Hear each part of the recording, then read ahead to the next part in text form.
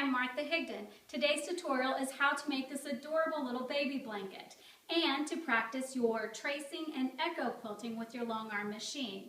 So this is a piece of cheater fabric, meaning that it's not a piece Dresden plate, it's just a piece of cheater fabric. And so I bought it that way so that I could practice how I would quilt if I had a Dresden plate quilt.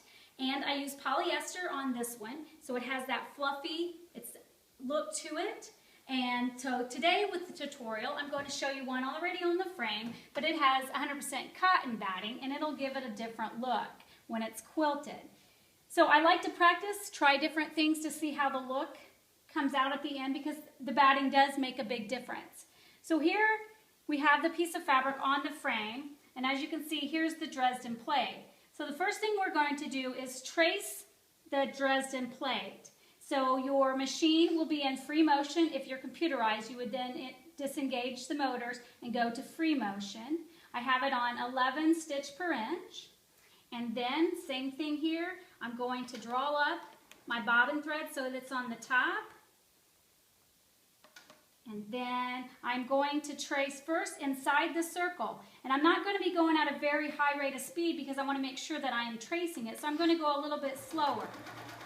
And you can use one hand or you can use two hands to guide the machine around. Basically, I'm just tracing the circle till it comes to the end. And then I use my ruler. I have a straight handy quilter ruler here so I can do the straight up and down lines on the Dresden plate. Again, nice and slow. I get to the top and I'm going to make the curve myself. Again, both hands or two hands. I'm just going to trace the outside in a very slow motion so that I'm on the outside. Again, I'm just tracing this design so that it has some quilting to it in a traditional way of just tracing the design. See, I'm going nice and slow, and I go all the way around the block.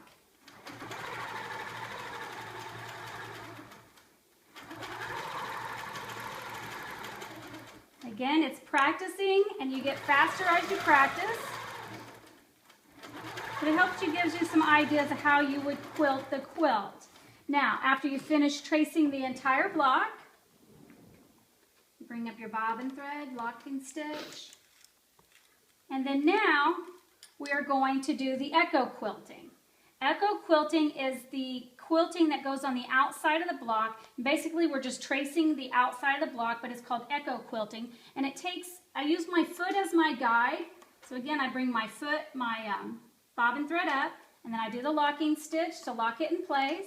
And then I'm using my foot as a guide, and I'm going all the way around the block, nice slow motions, making sure I'm getting my points. And I'm using my guide as a foot so that I am echoing all the way around the design. So now I have practiced tracing the design, and I also have practice with echo quilting outside the design. Also, make sure you're trying different battings to see which looks you like the best. So I really hope you've enjoyed this tutorial, and I hope you get some good practice out of using this information. Look for more tutorials at quiltingbymartha.com.